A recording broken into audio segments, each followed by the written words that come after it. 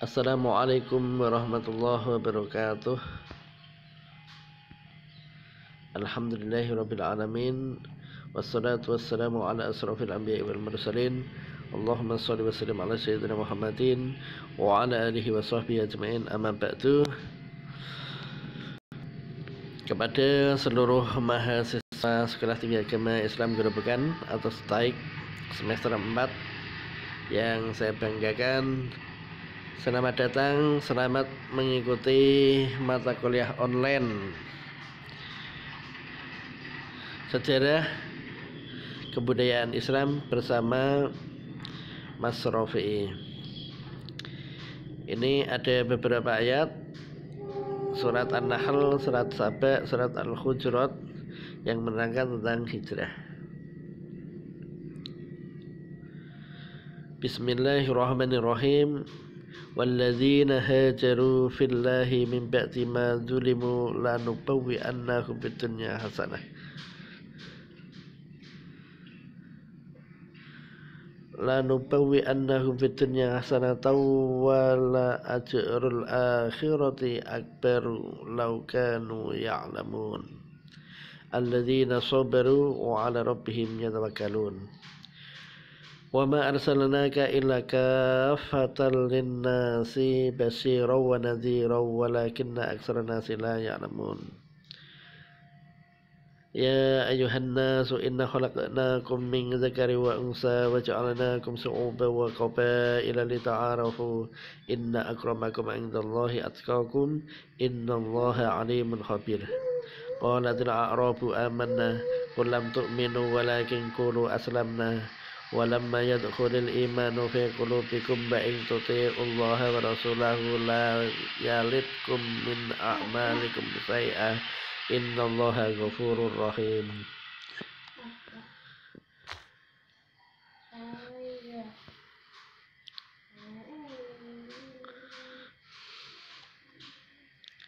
Selanjutnya kita akan membahas sejarah kebudayaan Islam kali ini tentang dakwah Rasulullah SAW periode Madinah.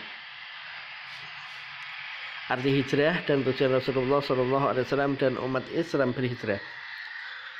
Arti hijrah: pertama, meninggalkan perbuatan buruk untuk melakukan kebaikan. Kedua, pindah dari negeri kafir ke wilayah Islami.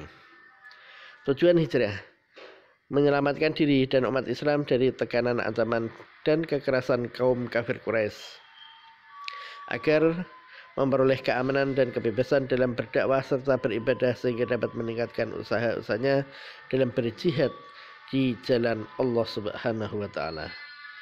Ini arti dan tujuan hijrah. Berikutnya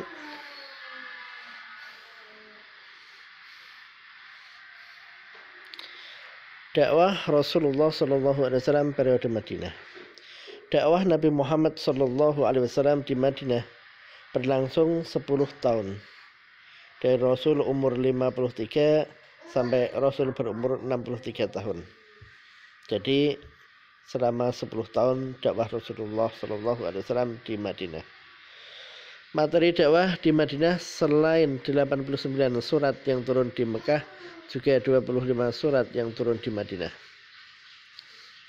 Isi materi surat yang turun di Madinah masalah sosial dan kemasyarakatan.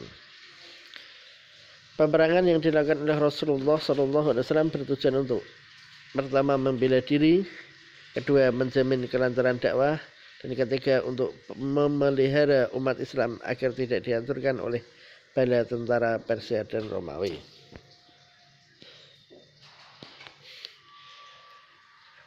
Dakwah Islamiyah keluar Jazirah Arabia.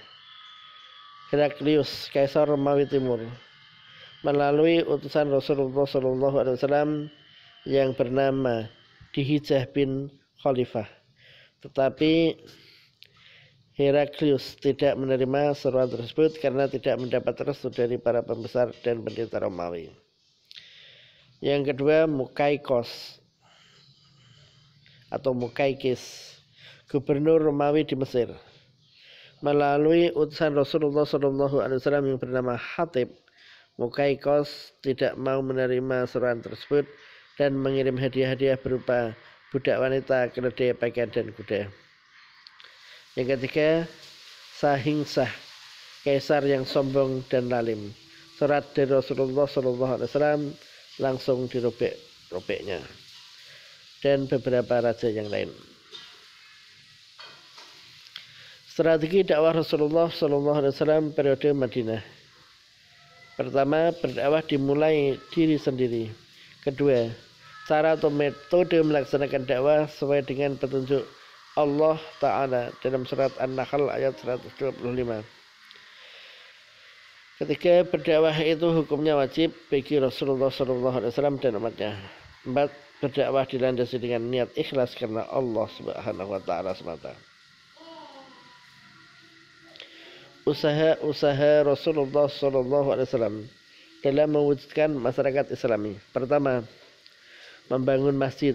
Fungsi masjid sebagai sarana pembinaan umat Islam di bidang akidah, ibadah, dan akhlak.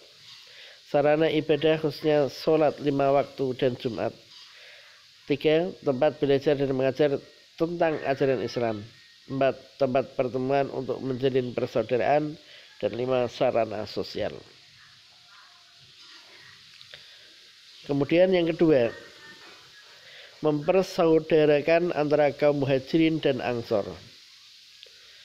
Pertama, Hamzah bin Abdul Muthalib dipersaudarakan dengan Zaid bin Haris. Abu Bakar As-Siddiq disaudarakan dengan Harisah bin Zaid. Utsman bin Affan dipersaudarakan dengan Aus bin Sabit. Umar bin Khattab dipersaudarakan dengan Itban bin Malik al-Khosroji. Kemudian yang kelima, Abdurrahman bin Auf dipersaudarakan dengan Sa'ad bin Rabi'. Ketiga, perjanjian saling membantu antara umat Islam dan non-Muslim. Yang keempat, meletakkan dasar-dasar politik, ekonomi, dan sosial yang Islami demi terwujudnya masyarakat madani.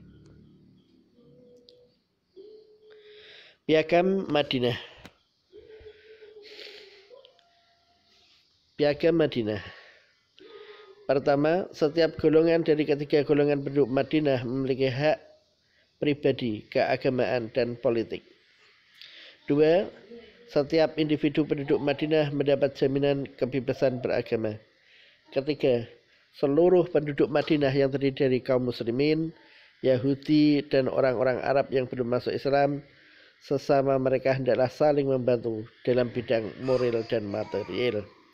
Yang keempat, Rasulullah SAW adalah pemimpin seluruh penduduk Madinah. Segala perkara dan perselisihan besar yang terjadi di Madinah harus diajukan kepada beliau untuk diadili sebagaimana mestinya. Demikian. Terima kasih. Akhirul kalam. Wassalamualaikum warahmatullahi wabarakatuh.